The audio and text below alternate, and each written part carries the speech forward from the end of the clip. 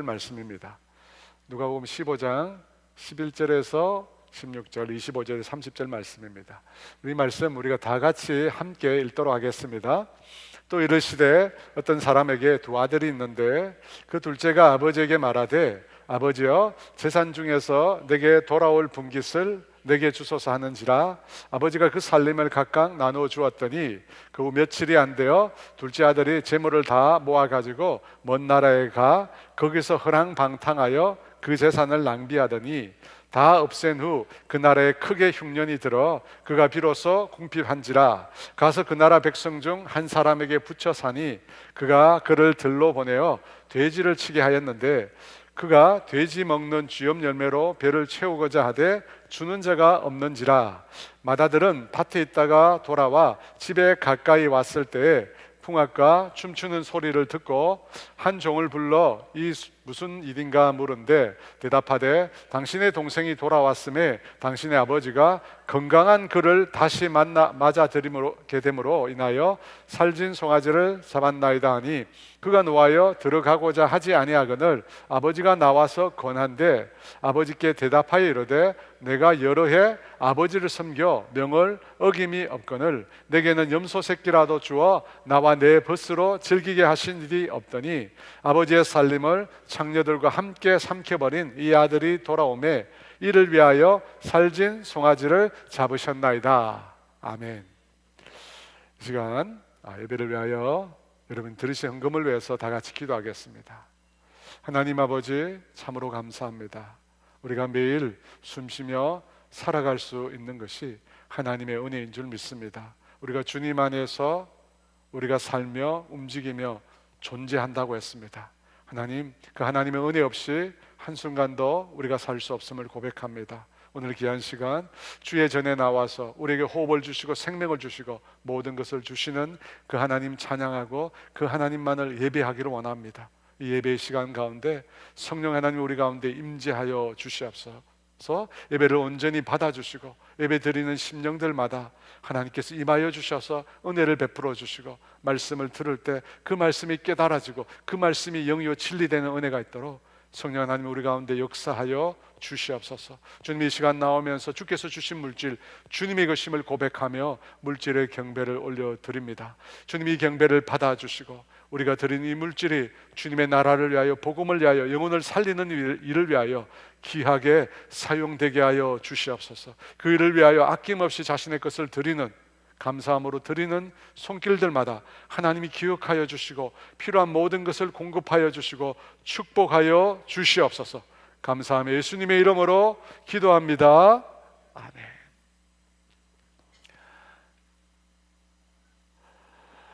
누가복음 15장에 나오는 잃어버린 아들의 이야기는 이 돌아온 둘째 아들을 위하여 잔치를 벌이는 것으로 끝을 맺습니다. 이 둘째 아들은 아버지가 연 그 잔치 자리에 참여를 합니다. 그런데 그 아버지와 지금까지 쭉 함께 있었던 맏아들은 그 잔치에 참여하는 것을 거부합니다. 이 이야기를 우리가 살펴볼 텐데요, 이 비유를 살펴보기 전에 다시 한번 이 비유에 등장하는 두 아들이 누구인지를 정의하려고 합니다. 여러분, 둘째 아들은 누굽니까? 세리와 죄인들을 말합니다. 반면에 맏아들은 바리새인과 서기관들입니다. 이 바리새인들에 의하면 이 세리와 죄인들은 정결하지 못한 자들입니다. 종교적으로 거룩하지 못한 직업을 가진 자이며 율법을 제대로 지키지 못하는 죄인들입니다. 이 바리새인과 서기관들이 볼 때 이 죄인들은 천국의 잔치 자리에 초대를 받을 수 없는 자들입니다. 천국의 잔치 자리에 초대를 받을 수 없는 자인데 그들이 천국 잔치에 참여를 하게 되었습니다. 어떻게 그들이 천국의 잔치 자리에 참여할 수 있었을까요? 누가복음 15장에 보면 세 가지 비유가 나오는데 잃어버린 양, 잃어버린 동전, 잃어버린 아들에 관해서 말씀하고 있습니다. 그런데 여기서 말하는 잃어버렸다라고 하는 말은 무슨 뜻일까요? 여러분, 잃어버렸다라고 하는 것은 죄인을 뜻하는 표현입니다. 누가복음 15장 6절에서 예수님께서 내가 나의 잃은 양을 찾아내었다라고 말씀하시면서 그 다음 절 7절에서 이와 같이 죄인 하나가 회개하면이라고 말씀하십니다. 이 잃어버린 양을 찾아낸 것을 두고 예수님께서 죄인 하나가 회개한 것을 말하고 있습니다. 그러니까 여러분, 잃어버린 양은 누굽니까? 죄인을 말하는 것입니다. 그 죄인을 바라보는 예수님의 시각은 앞서 언급한 바리새인과 서기관들의 시각과는 완전히 다릅니다. 예수님께서는 잃어버리셨다 말씀하시면서 그들이 회개하면, 그들이 돌아와서 회개하면 하늘에서 회개할 것이 없는 의인으로 말미암아 기뻐하는 것보다 더 기뻐할 것이라고 말씀하십니다. 예수님은 죄인에 대해서 회개를 말씀하십니다. 죄인이 회개하면, 그러니까 예수님께서 바라보는 죄인이란 누군가 회개해야 할 필요성을 가진 사람이라는 것입니다. 예수님께서 바라보시는 죄인이 누구냐? 회개해야 될 필요성을 가진 사람이라는 것입니다. 사랑하는 여러분, 예수님은 죄인을 향해서 그들이 의인이라고 말씀하시진 않았습니다. 그들이 회개하면 죄인이 회개해야 한다는 사실을 분명히 강조하셨습니다. 반면에 바리새인과 서기관들의 관점은 회개해도 달라질 것이 없다는 것입니다. 회개해도 달라질 것이 없다는 것입니다. 여러분, 이 점이 예수님과 다른 것입니다. 예수님은 죄인은 회개하면 구원을 받을 수 있다고 말합니다. 회개하면 구원을 받을 수 있는 자가 바로 죄인이라는 겁니다. 중요한 것은 뭡니까? 회개입니다. 사람들이 죄인이냐 아니냐 판단하는 것이 중요한 것이 아니라 회개가 중요합니다. 회개만 하면 누구든지 어떻게 됩니까? 구원을 받을 수 있다는 것입니다. 여러분, 이 사실을 배경으로 오늘 성경은 둘째 아들을 먼저 소개하고 있습니다. 여러분, 둘째 아들은 누굽니까? 잃어버린 아들입니다. 왜 그가 잃어버린 아들입니까? 아버지를 떠났기 때문입니다. 아버지를 떠났기 때문에 아버지의 입장에서는 잃어버린 아들입니다. 그 아들이 12절에 이렇게 나옵니다. 같이 있습니다. 그 둘째가 아버지에게 말하되 아버지여, 재산 중에서 내게 돌아올 분깃을 내게 주소서 하는지라. 아버지가 그 살림을 각각 나누어 주었더니 비유의 첫 부분을 들은 청중들은 아마 이 둘째 아들의 요구에 대해서 경악을 금치 못했을 것입니다. 왜냐하면 둘째 아들이 아버지의 재산 중에서 자신에게 돌아올 분깃을 아버지가 살아 계시는데 요구했기 때문입니다. 본래 아들에게 돌아올 분깃은 유산은 아버지가 죽은 이후에 주어지는 것입니다.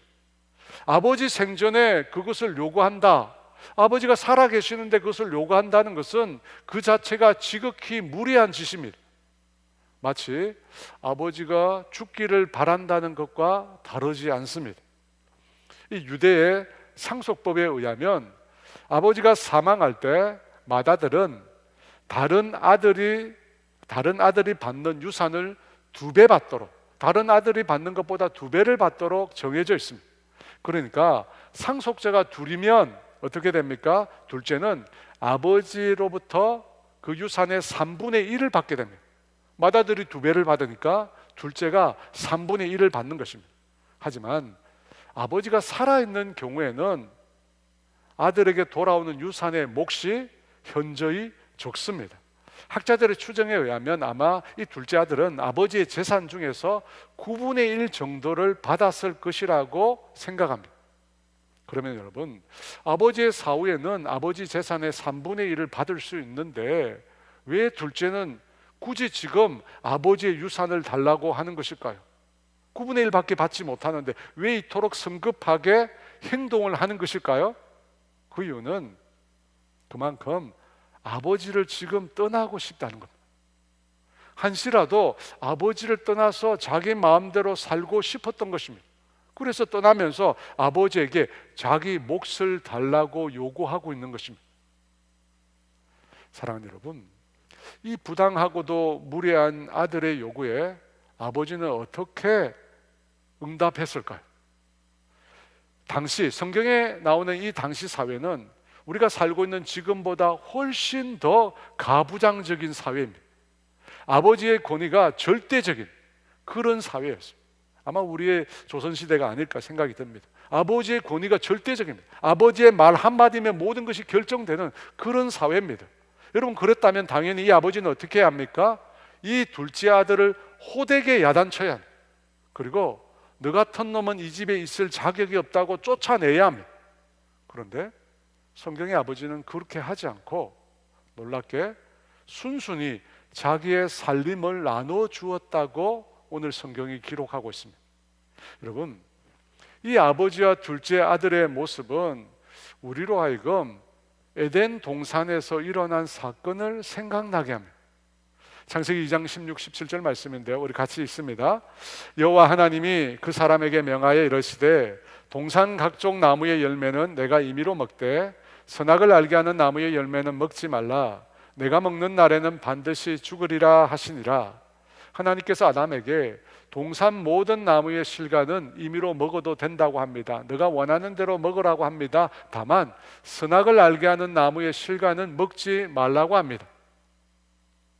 하나님은 인간이 하나님을 의존해야 하는 존재, 하나님과 인간 사이에는 결코 다가설 수 없는 벽이 있다는 사실을 가르쳐 주기 위해서 이와 같은 한 가지 법을 만드셨습니다.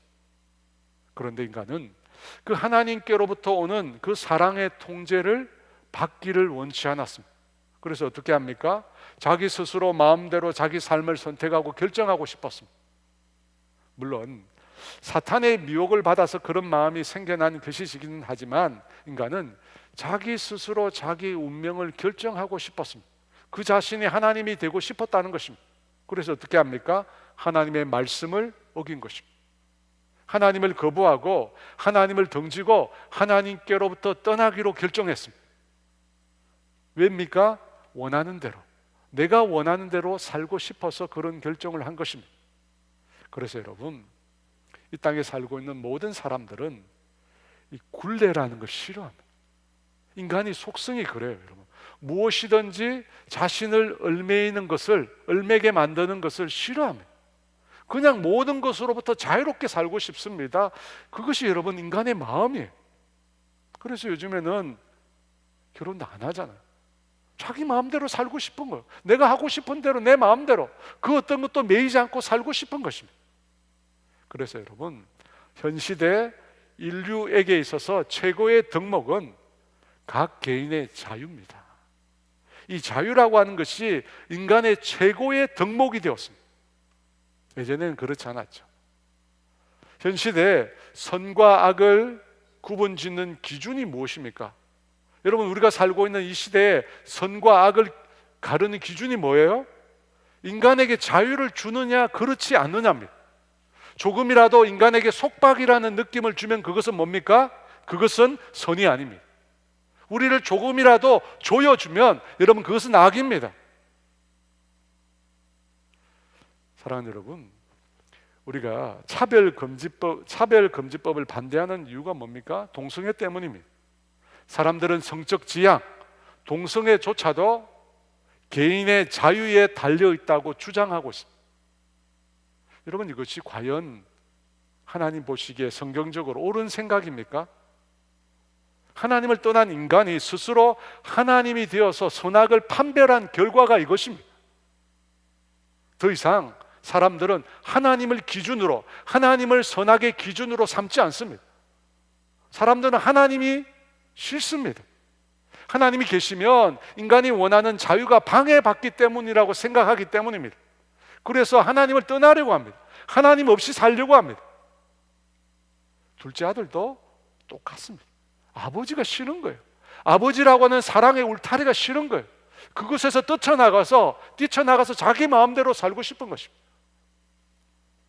13절 말씀인데요, 같이 있습니다. 그 후 며칠이 안 되어 둘째 아들이 재물을 다 모아가지고 먼 나라에 가 거기서 허랑방탕하여 그 재산을 낭비하더니 며칠이 안 되어라고 표현되어 있습니다.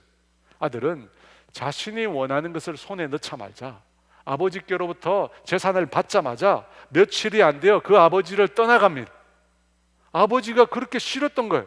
아버지의 사랑의 울타리, 아버지가 자기를 감싸고 있는 그 사랑의 울타리가 짜증나고 귀찮게 여겨졌던 것입니다. 그렇게 멀리 떠나간 둘째 아들은 아버지가 준 재물을 가지고 어떻게 합니까? 허랑방탕하여 그 재산을 허비했다고 합니다. 이 허랑방탕하여 자신의 죄된 욕망을 채우기 위하여 그 재물을 모두 낭비했다는 뜻입니다. 사랑하는 여러분, 하나님의 사랑의 울타리를 벗어난 인간이 꿈꾸는 것이 무엇입니까? 하나님을 떠나 인간이 결국 추구하는 자유는 무엇입니까? YOLO, You only live once입니다. 한 번 사는 인생 제대로 즐기자는 겁니다. 여러분, 그거 아닙니까? 먹고 즐기자는 것. 이 쾌락을 위해서 사람들이 하나님을 등지고 하나님의 품을 떠나 간 것입니다. 성경은 분명히 이렇게 말씀합니다. 요한일서 2장 15, 16절 말씀 우리 같이 읽어볼까요? 이 세상이나 세상에 있는 것들을 사랑하지 말라. 누구든지 세상을 사랑하면 아버지의 사랑이 그 안에 있지 아니하니 이는 세상에 있는 모든 것이 육신의 정욕, 안목의 정욕과 이생의 자랑이니 다 아버지께로부터 온 것이 아니요 세상으로부터 온 것이라. 육신의 정욕, 안목의 정욕, 이생의 자랑뿐이라고 합니다. 여러분, 이 세상이 인간에게 주는 것은 욕망뿐입니다. 죄된 우리의 욕망을 즐겁게 만드는 것뿐입니다. 여러분, 그 쾌락을 쫓아서 하나님의 사랑을 버리고 인간이 떠난 것입니다. 아버지를 버리고 둘째 아들이 떠난 것입니다. 여러분, 그렇게 해서 아버지를 떠난 둘째가 과연 원하는 것을 얻었을까요? 그렇지 않습니다. 여러분, 물을 떠난 물고기가 자유롭지 못합니다. 선로를 떠난 기차가 자유롭게 달리지 못합니다. 하나님을 떠난 인간의 자유도 필연적으로 어떻게 됩니까? 방종과 파멸로 귀결됩니다. 하나님을 떠난 인간의 자유는 방종과 파멸로 이어질 수밖에 없습니다. 왜 그렇습니까? 인간 스스로 자신을 통제할 수도, 인간 스스로 자신을 다스릴 수도 구원할 수도 없기 때문입니다. 그러면 어떻게 될까요? 둘째 아들은 모든 것을 다 허비했습니다. 그리고 결국 어떻게 됩니까? 돼지를 치는 신세가 됩니다. 둘째 아들이 돼지를 치는 신세가 되었다라고 하는 것은 그의 상황이 극도로 비참해졌다는 것을 의미합니다.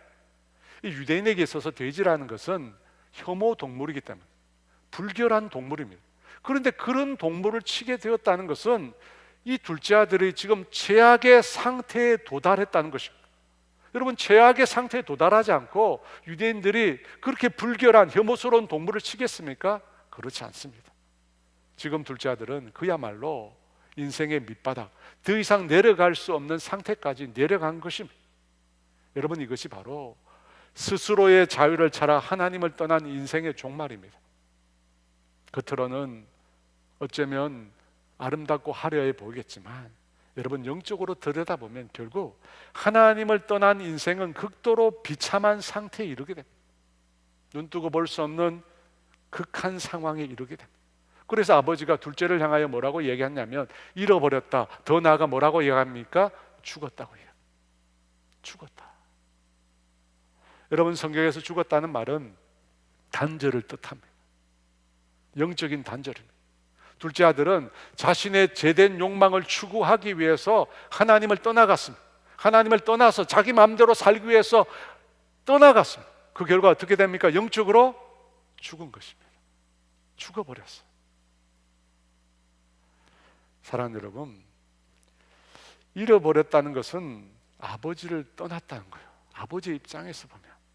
그런데 성경은 둘째 아들뿐 아니라 맏아들 역시도 잃어버린 아들임을 은연중에 말씀합니다. 맏아들도 잃어버린 아들이.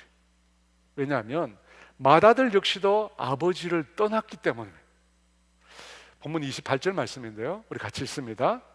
그가 노하여 들어가고자 하지 아니하거늘 아버지가 나와서 권한대.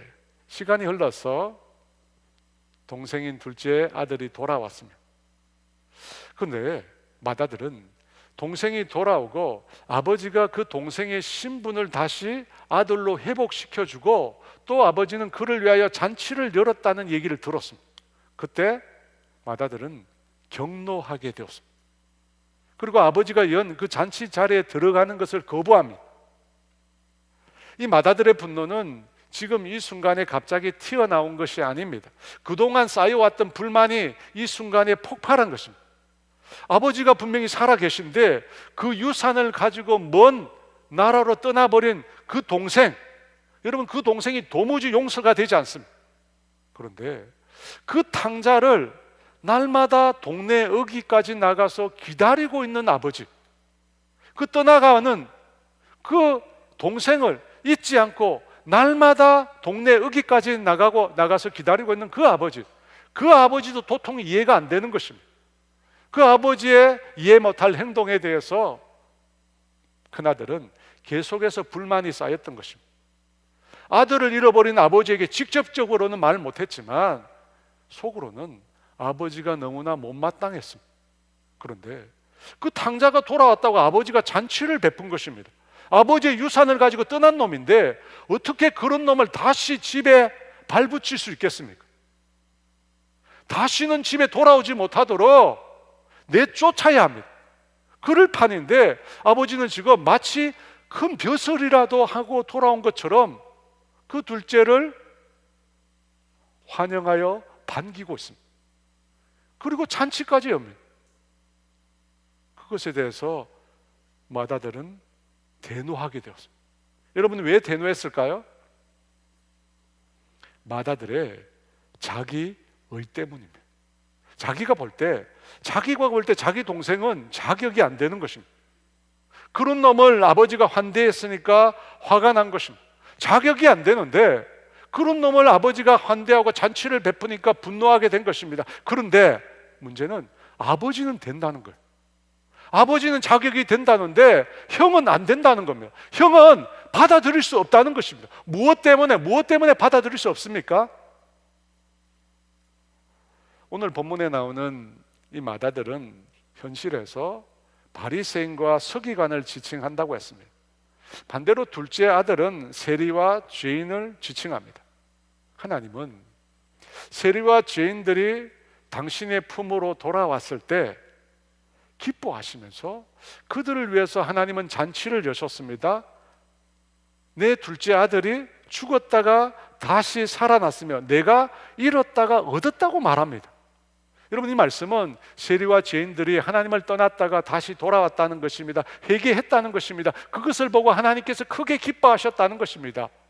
누가복음 15장 7절에 내가 너에게 이르노니 이와 같이 죄인 한 사람이 회개하면 하늘에서 회개할 것이 없는 의인 99으로 말미암아 기뻐하는 것보다 더하리라. 죄인 한 사람이 회개하고 돌아왔다는 것입니다. 그걸 보고 하나님께서 기뻐하셨다는 것입니다. 그 회개를 보고 죄인인데 회개하고 돌아왔다는 것입니다. 그런데 맏아들은 그걸 받아들이지 않습니다. 여러분, 이 바리새인과 서기관들은 율법을 준수하는 것에 목숨을 거는 자들입니다.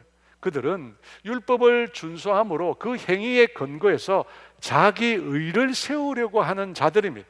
그들이 볼 때, 그런 자기 의를 세우려고 하는 그들이 볼 때 부정한 세리와 죄인들은 결코 하나님 앞에 의로워질 수 없다는 것입니다. 아무리 그들이 회개하고 돌이켜도 바리새인과 서기관들의 눈에 볼 때는 어떻습니까? 여전히 부정한 자들, 여전히 거룩하지 못한 자들입니다. 그들이 아무리 돌아와도 자기들 눈에는, 맏아들 눈에는 둘째가 여전히 받아들일 수 없는 아들입니다. 30절 말씀인데요, 맏아들의 얘기가 나옵니다. 같이 있습니다. 아버지의 살림을 장녀들과 함께 삼켜버린 이 아들이 돌아오매 이를 위하여 살찐 송아지를 잡으셨나이다. 여러분, 동생이 돌아왔습니다. 회개했습니다. 하지만 맏아들의 눈에, 바리새인과 서기관들의 눈에 그 아들은 아버지의 살림을 장녀와 함께 삼켜버린 그 아들에 불과합니다. 그 관점이 바뀌지 않습니다. 분명히 아들이 돌아왔어요. 죄인이 돌아왔어요. 아버지의 살림을 장녀들과 함께 삼켜버렸지만 돌아왔어요. 하지만 바리새인과 서기관들은 어떻습니까? 여전히 죄인이라고 낙인 찍고 있는 겁니다. 바뀌지 않아요. 죄인이에요. 어떻게 해도 의인이 되거나 달라질 수 없다는 겁니다. 여러분, 둘째 아들은 아버지가 싫었습니다. 자기 마음대로 살고 싶었습니다. 그래서 아버지의 품을 떠났습니다. 그런데 그 둘째의 모습이 형에게도 보입니다. 형에게도 보여요.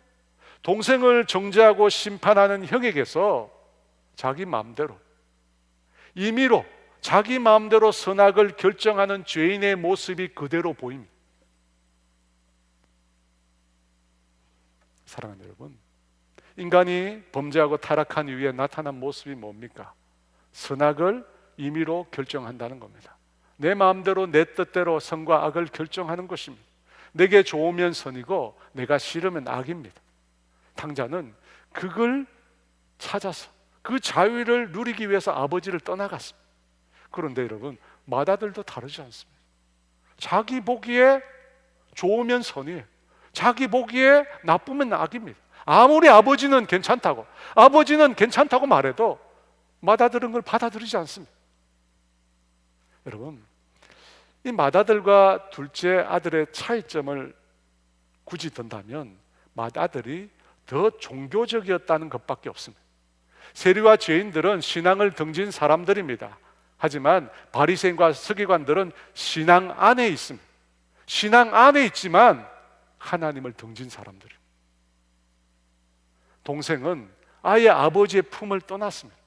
그런데 형도 마찬가지입니다. 아버지와 함께 있는 것 같습니다. 아버지와 함께 길을 걷는 것 같습니다. 하지만 어떻습니까? 아버지를 따르지 않습니다. 동생은 떠나서 아버지를 완전히 떠났지만, 형은 아버지와 함께 있는 것 같지만 그 마음은 아버지를 떠났습니다. 누가복음 14장에서 예수님은 자신과 함께 있는 무리를 향해서 이런 말씀을 하셨습니다. 14장 25, 26절에 수많은 무리가 함께 갈새 예수께서 돌이키사 이르시되 물은 내게 오는 자가 자기 부모와 처자와 형제와 자매와 더욱이 자기 목숨까지 미워하지 아니하면 능히 내 제자가 되지 못하고, 예수님과 함께 가고 있다고 예수님을 따른다고 생각한 무리를 향하여 예수님이 이렇게 말씀하십니다. 자기 부모와 처자와 형제와 자매와 더욱이 자기 목숨까지 미워하지 아니하면 능히 내 제자, 나를 따르는 자가 되지 못한다고 합니다. 못한대요. 그렇다면 지금 이 맏아들은 어떻습니까? 진정 주님을 따르고 있습니까? 진정 아버지를 따르고 있습니까? 아닙니다. 아버지를 따르지 않습니다. 그는 자기의 것을 포기하지 않습니다. 그는 자기를 부인하지 않습니다. 부인하지 않습니다. 아버지가 아무리 얘기해도 안 된다. 시대를 살고 있는 많은 그리스도인들의 모습입니다. 여러분, 우리는 둘째가 아닙니다. 우리는 하나님의 품을 떠나 살고 있지는 않습니다. 하지만 우리의 마음에는 하나님이 없습니다. 우리는 진정 마음으로 하나님을 따르지 않습니다. 우리는 우리 자신을 더 사랑합니다. 우리는 우리의 소유를 더 사랑합니다. 그래서 아버지의 말씀을 진정 따르고 있지 않습니다. 몸은 아버지와 함께 있지만 마음은 멀리 떠나 있습니다. 여러분, 몸만 이곳에 있습니다. 마음은 떠났습니다.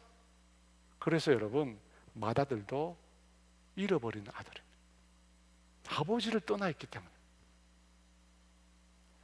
맏아들이 둘째 아들과 다르지 않다는 것을 이 재물에 관한 그의 마음에서도 알 수 있습니다.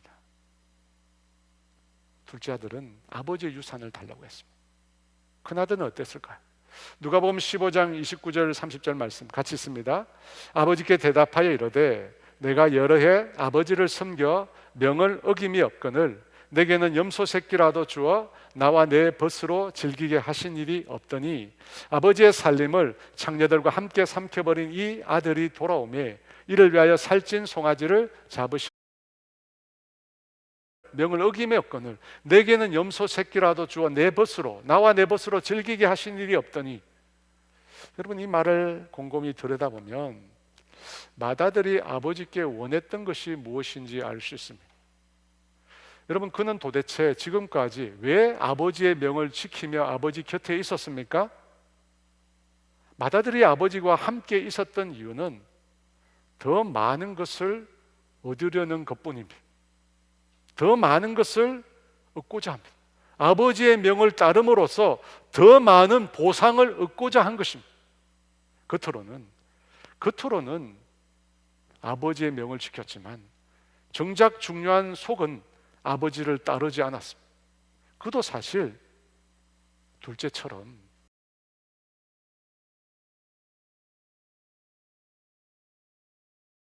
맏아들은 아버지께 불순종하지 않았습니다. 아버지의 명을 지켰습니다. 아버지의 말씀대로 살았습니다. 그러니까 이제 아버지가 자신이 원하는 것을 줘야 한다는 겁니다. 내가 아버지 뜻대로 살았으니까 아버지가 이제는 나에게 갚아줘야 한다는 겁니다. 사랑하는 여러분, 대부분의 사람들이 생각하는 죄는 하나님의 법을 지키지 않는 것입니다. 그렇죠? 그런데 바리새인과 서기관들은 하나님의 법을 지켰습니다.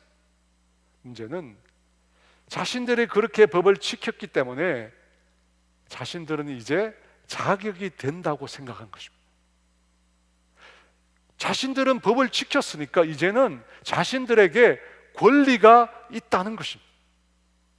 법을 지켰으니까, 하나님 말씀에 순종했으니까 하나님께서도 이제 내 기도에 응답해 주셔야 한다는 겁니다. 법을 지켰으니까 하나님께서 이제 나에게 필요한 행복, 나에게 필요한 것들을 하나님이 이제 주셔야 한다는 겁니다. 법을 지켰으니까 이제 천국도 주시고 하나님 필요한 모든 걸 다 주셔야 한다는 겁니다. 법을 지켰으니까.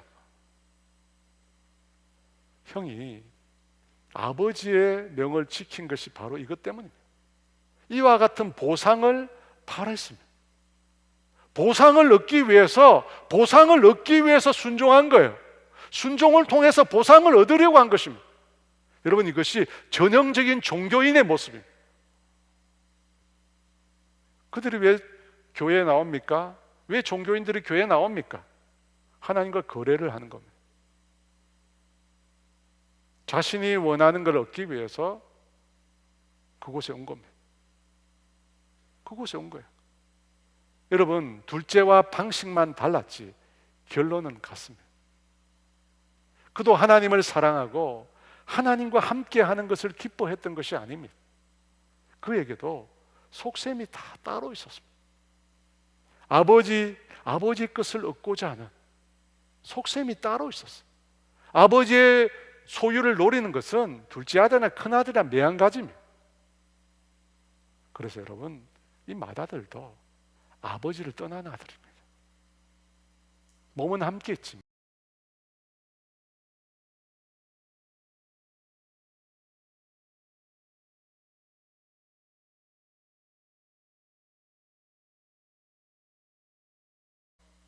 둘째 아들은 몸과 마음이 떠났고 첫째 아들은 몸은 같이 있었지만 그 마음이 아버지를 떠났습니다. 두 아들 모두가 아버지가 싫었습니다. 또 자기 마음대로 판단하고 자기 마음대로 생각하며 살고 싶었습니다. 그래서 아버지를 떠난 것입니다. 그런데 이 그런 아들들, 아버지를 떠나버린 그런 아들들을 향하여 아버지가 그 아들들을 대하는 태도가, 행동이 이해가 안 됩니다. 이해가 안 돼. 먼저 둘째인데요, 13절 먼 나라로 가 거기서 허랑방탕하여 그 재산을 낭비하더니 자기 몫의 유산을 둘째가 달라고 합니다. 아버지는 그 재산을 주기 위해서 자기가 가지고 있던 것을 급하게 팔아야 했습니다. 아버지 소유의 땅, 예전에는 땅이죠. 그 땅을 금매로 팔아서 현금화 시켜야 합니다. 여러분, 금매로 부동산을 팔게 되면 땅이 가지고 있는 가치보다 훨씬 낮은 가격에 싸게 매매할 수밖에 없습니다. 그런 손해를 감수하고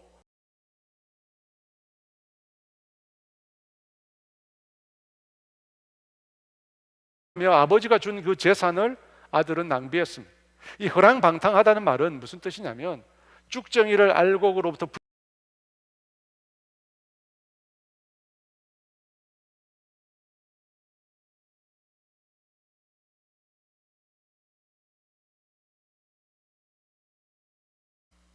성경에 보니까 아버지가 자신의 살림을 나누어 줬다고 합니다.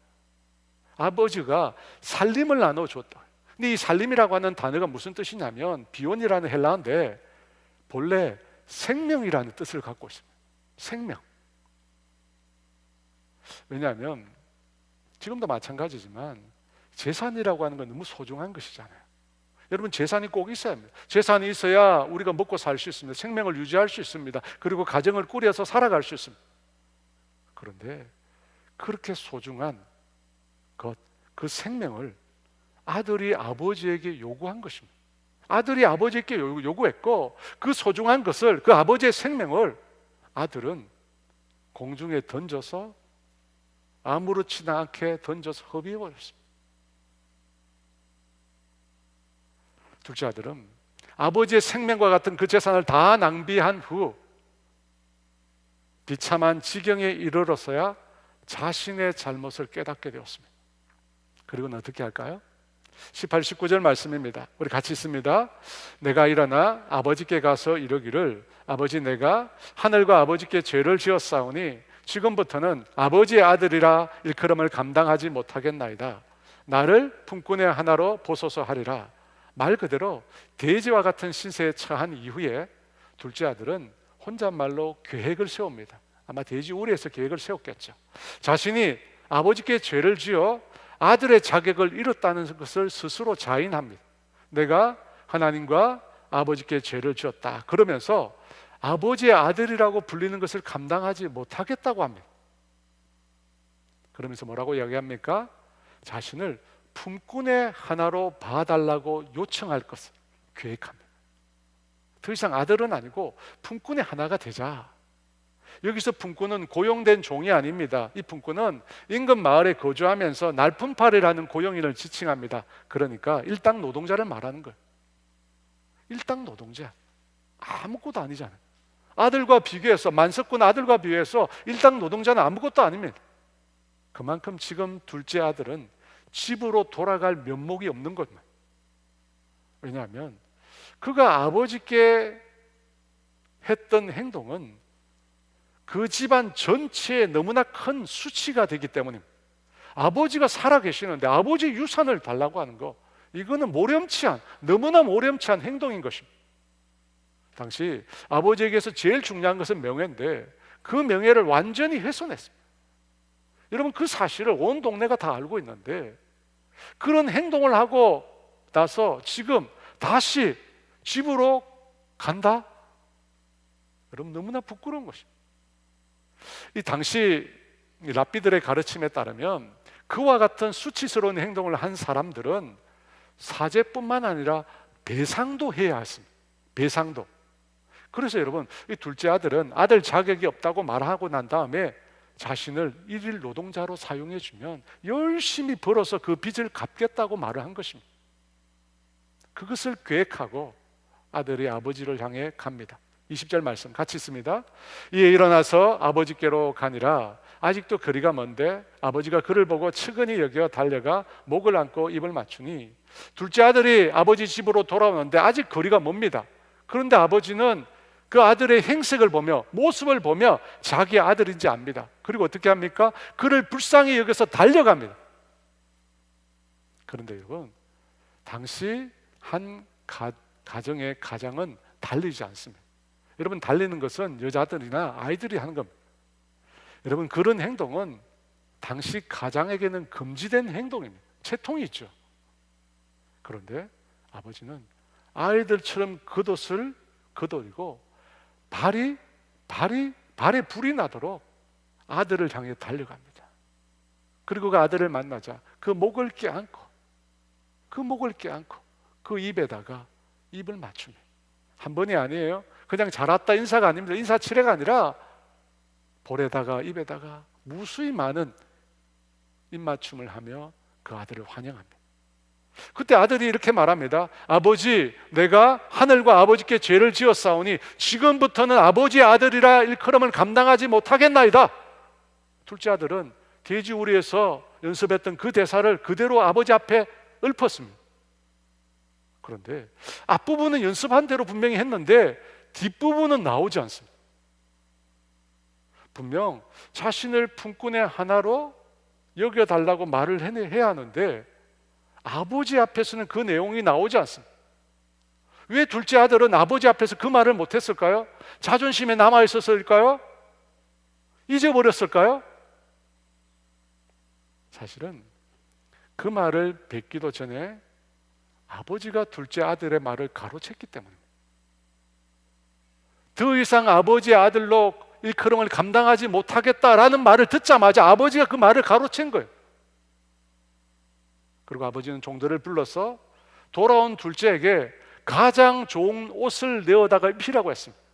여러분, 그 집에서 가장 좋은 옷은 누구의 옷입니까? 아버지의 옷입니다. 아버지의 옷을 입혀주라는 것입니다. 왜요?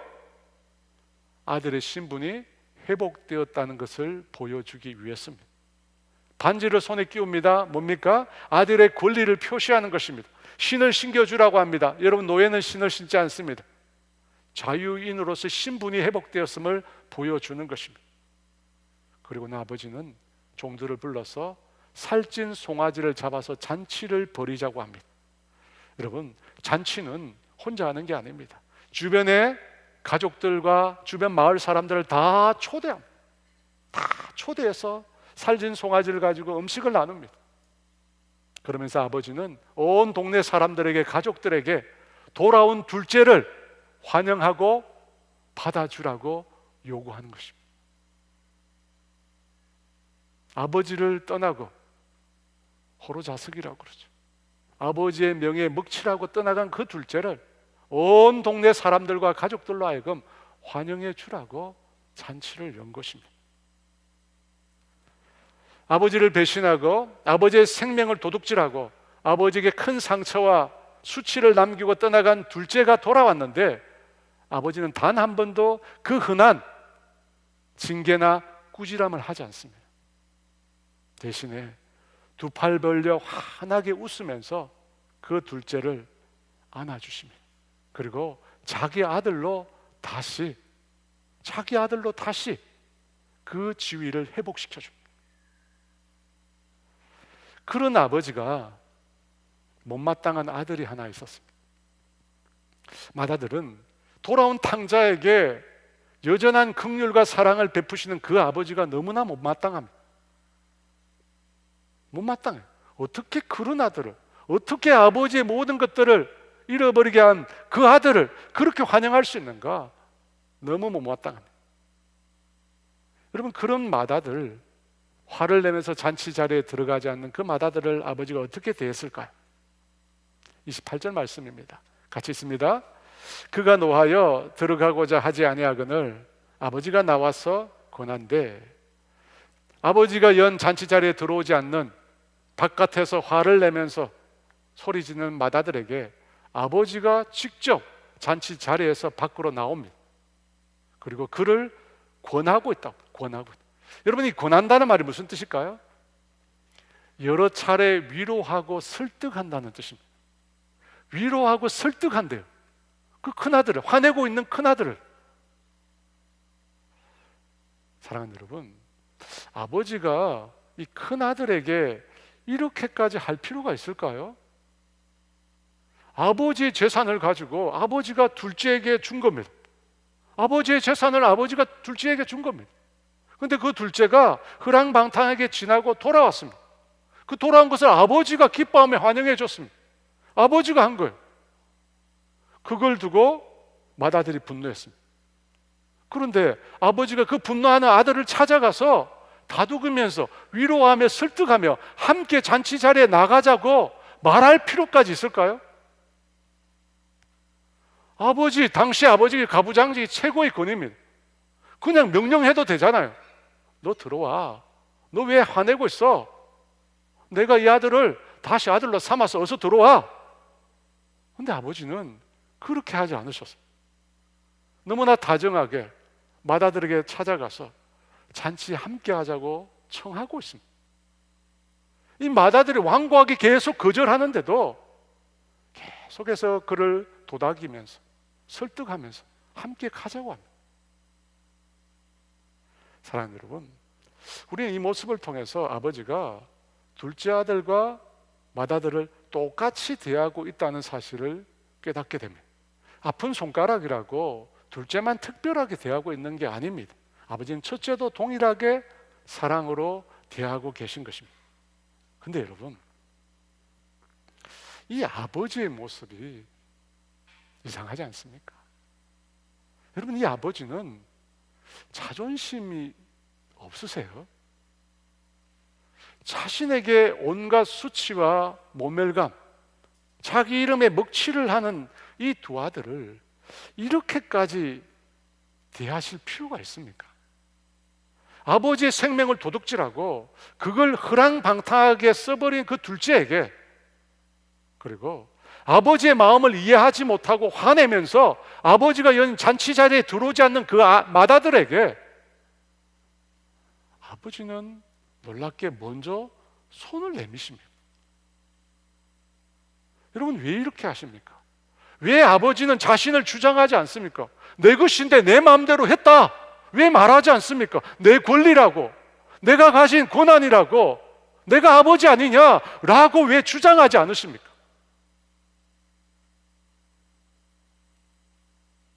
그 이유는 이 아버지가 자식을 잃은 아버지이기 때문입니다. 여러분, 오늘 성경에 등장하는 아버지는 자식을 잃어버린 아버지입니다.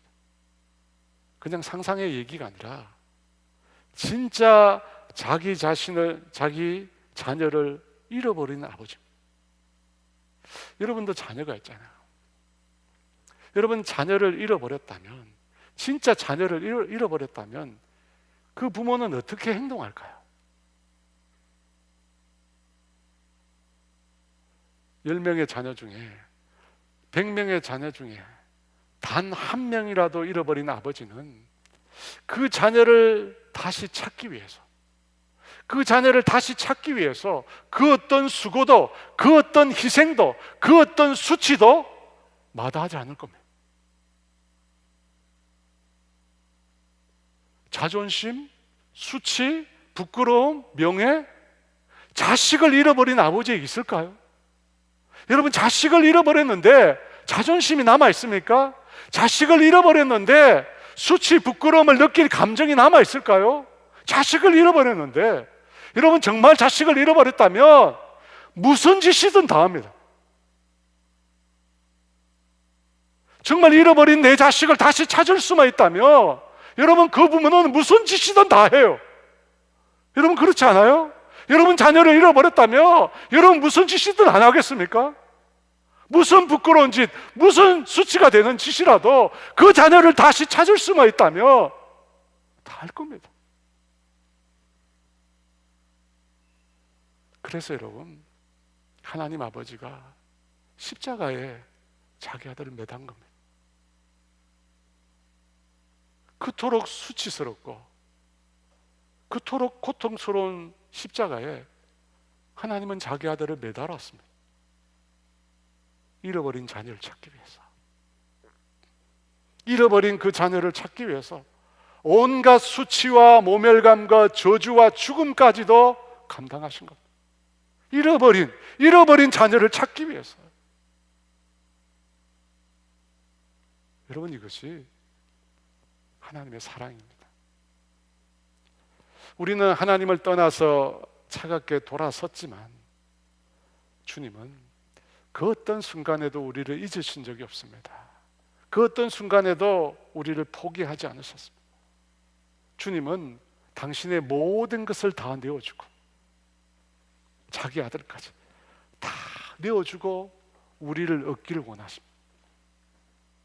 그래서 여러분, 지금 이 순간에도 하나님은 그 어떤 수고도, 그 어떤 희생도, 그 어떤 수치도 마다하지 않으십니다.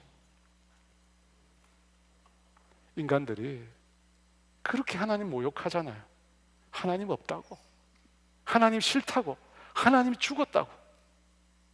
그렇게 인간들이 모욕하잖아요. 자기 생명을 주는 아버지처럼 그렇게 인간들이 모욕함에도 불구하고 하나님은 그냥 참고 계십니다. 하나님이 싫다고, 하나님이 죽었다고 말하는데도 하나님은 그냥 참고 계십니다. 돌아온 동생을 함께 환영해 주자는데 자기는 싫답니다. 나는 의로운데 내가 생각해 보니까 아버지는 아니에요.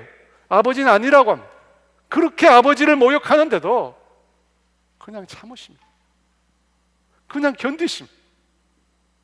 여러분, 그분이 우리가 믿는 하늘 아버지십니다. 그분은 모든 걸 다 할 수 있습니다. 자신을 모욕하는 자들을 벌할 수 있습니다. 그런데 주님은 그 자신을 모욕하는 자들에게 마지막까지 먼저 손을 내미십니다. 마지막까지 먼저 손을 내미십니다. 나와 함께 가자고. 그들의 마음을 도닥이며 나와 함께 가자고. 저는 이 하나님의 모습을 보면서 마음이 아픕니다. 아니, 하나님이 이렇게까지 하셔야 하나? 하나님이 도대체 왜 이렇게까지 하셔야 하나? 죄인들인데, 아버지에게 그렇게 모욕을 주고 아버지에게 그렇게 수치를 안겨준 죄인들인데 하나님이 이렇게까지 하셔야 하나? 저는 마음이 상합니다. 사랑하는 여러분, 죄인은 회개해야 할 필요성을 가지고 있는 자입니다. 죄인이 누구라고요?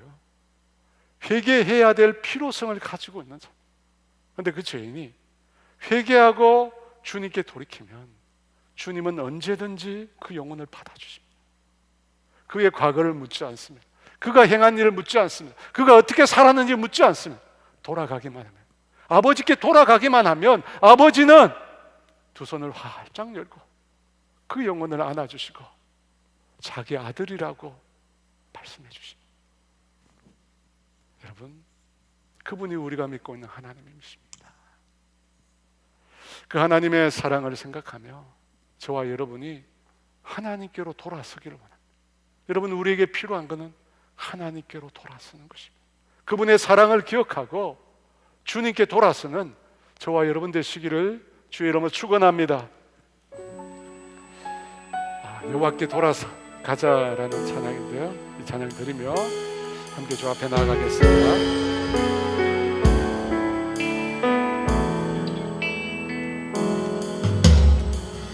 내 백성이 나를 떠나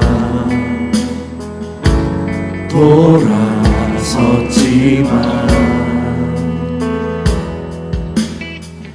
내 사랑이 내 백성이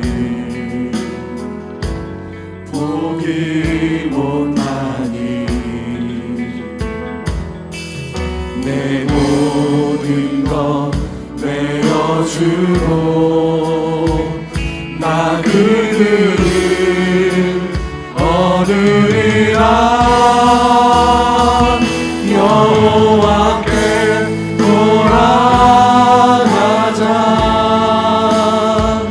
우린 돌아서도 그는 변치 않네. 여호와께 돌아가자. 우린 넘어져도 그 사랑 영원하네.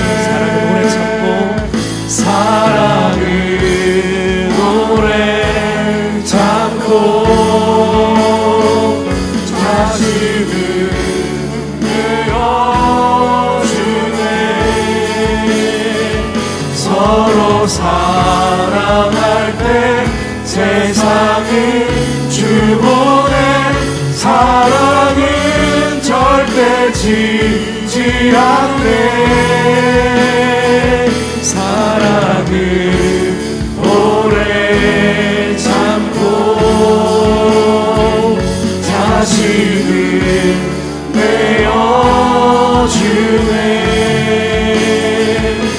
서로 사랑할 때 세상은 주보내 사랑은 절대 지지 않네 여호와께 돌아가자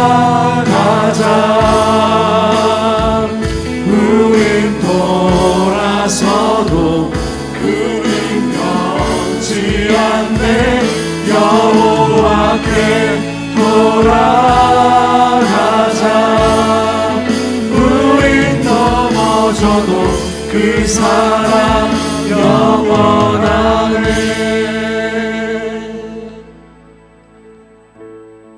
누가복음 15장에 나오는 이 아버지는 거의 대부분의 신학자들의 이구동성으로 성경에 나오는 아버지 하나님의 모습을 가장 잘 묘사한 분이라고 말합니다. 여러분, 성경에서 말하는 하나님, 그분이 어떤 분인가? 이 본문에 나와 있는 아버지십니다. 그 아버지는 자녀를 잃어버린 아버지입니다. 자녀를 잃어버렸어요. 자녀를 잃어버린 아버지, 그 아버지가 뭘 못하겠습니까? 여러분, 뭘 못하겠습니까? 그 어떤 수치도, 그 어떤 모욕도 아버지의 눈에는 보이지 않습니다. 영혼을 살릴 수 있다면, 죄인을 돌이킬 수 있다면 아버지는 그 모든 것들을 참고 견디십니다. 그리고 그 모든 것들을 위하여 자신을 희생하는 분이십니다. 여러분이 그분이 우리가 믿고 우리가 사랑하는 하나님이십니다. 여러분, 그분께로 돌아가고 싶지 않습니까? 그분의 사랑을 떠나서 여러분 얼마나 멀리 가셨습니까? 여러분이 원하는 대로, 여러분이 바라는 대로 그 자유를 얻으니까 진정으로 기쁘고 행복합니까? 그렇지 않습니다. 여러분, 하나님을 떠나면 그 어떤 것도 우리에게 생명이 될 수 없습니다. 우리를 파멸하고 우리를 고통스럽게 몰아갈 겁니다. 여러분, 모든 좋은 선물과 온전한 선물은 빛들의 아버지께로부터 오는 것입니다. 여러분, 하나님께 있습니다. 하나님의 사랑 안에 다 있는 것입니다. 여러분, 이 시간 우리가 고백했으면 좋겠습니다. 내가 그 주님께로 돌아가겠습니다. 내가 그 주님의 사랑으로 다시 돌아가겠습니다. 아버지 도와주십시오. 아버지 도와주십시오. 여러분, 죄인은 회개하면 됩니다. 주님은 과거는 기억하지 않습니다. 돌아온 아들의 과거는 기억하지 않습니다. 이 시간 주여 외치고 하나님께 돌아가기를 원합니다. 주여, 내 백성이 나를 떠나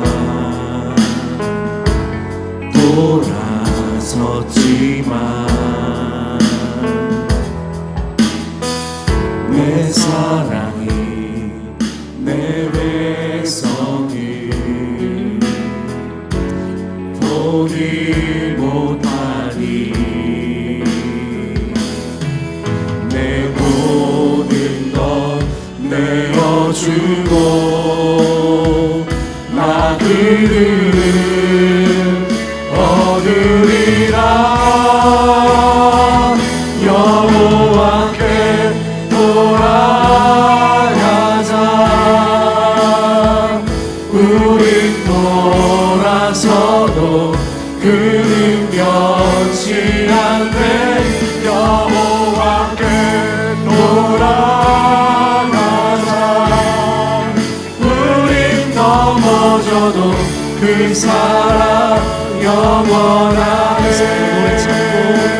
사랑을 오래 참고 자신을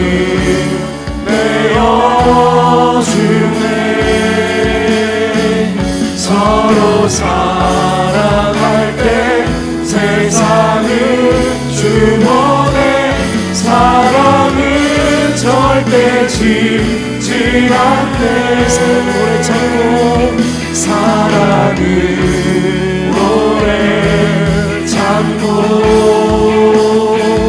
자신을 내어주네 서로 사랑할 때 세상은 주님 때 짓지 않네 여호와께 돌아가자 우린 돌아서도 그는 변치 않네 여호와께 돌아가자 우린 넘어져도 이 사랑 영원하네. 여러분, 한 가지 더 우리가 기도할 게 있습니다. 그 아버지에게는 큰 아들이 있었습니다. 그 아버지는 큰 아들에게 뭘 원하셨던 것일까요? 함께 잔치에 가자. 아버지는 큰 아들이 잃어버린 아들 때문에 아파하는, 잃어버린 아들 때문에 고통스러워하는 그 아버지의 마음을 조금 알아주기를 원했습니다. 내가 그 아들 때문에 얼마나 아파하고 있는지 너가 좀 알아줬으면 좋겠다는 거예요.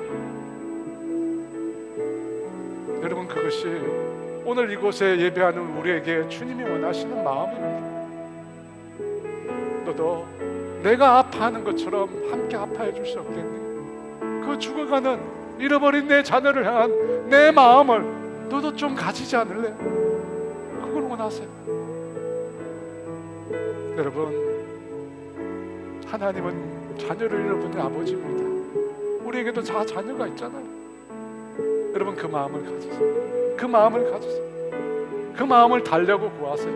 그리고 우리 주변에 잃어버린 그 아들들을 위해서 기도했으면 좋겠습니다. 나의 가족 중에, 나의 이웃 중에, 나의 형제 자매 중에 잃어버린 아들을 아버지의 마음을 품고 함께 주여 외치고 기도합니다. 주여 돌아가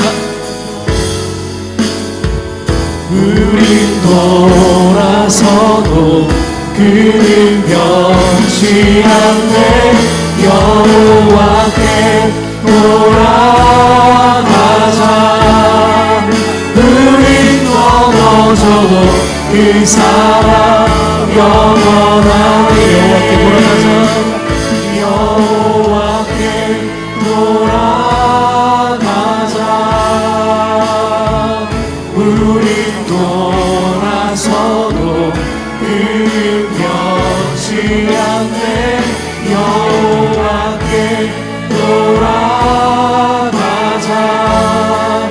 우린 넘어져도 그 사랑 영원하네 여호와께 돌아가자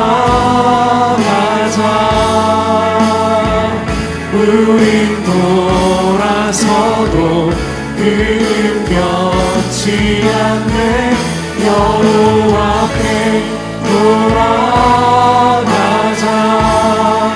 우린 넘어져도 그 사랑 영원하네.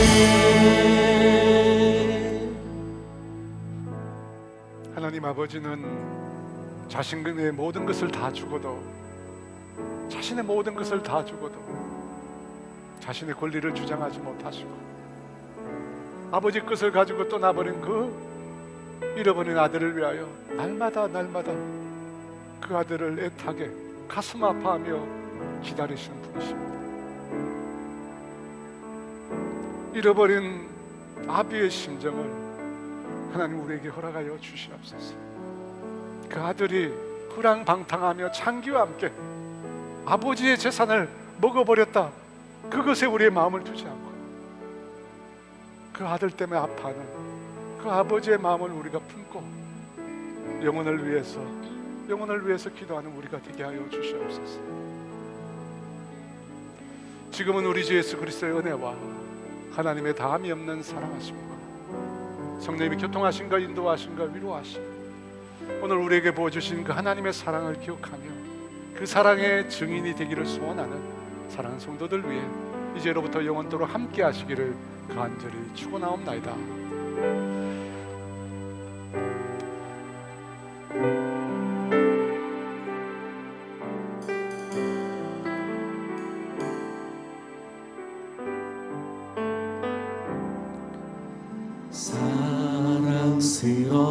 주님 음성 당신 곁에 가까이 이끄시네 주님 사랑을 나누리며 그 아름다우신 나누기 원하네 사랑스러운 주님 음성 사랑스러운 주님 음성 당신 곁에 가까이 이끄시네 주님 사랑을 나누리며 그 아름다우신 나누기 원하네 예수 내 선하신 목자 나의 앞을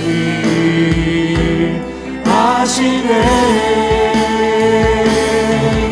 예수 진실하신 주께 내 삶을 드립니다 예수 내 선하신 목자 예수 내 선하신 목자 나의 앞길 하시네 예수 진실하신 주께 내 삶을 드립니다 내 삶을 드립니다 내 삶을 드립니다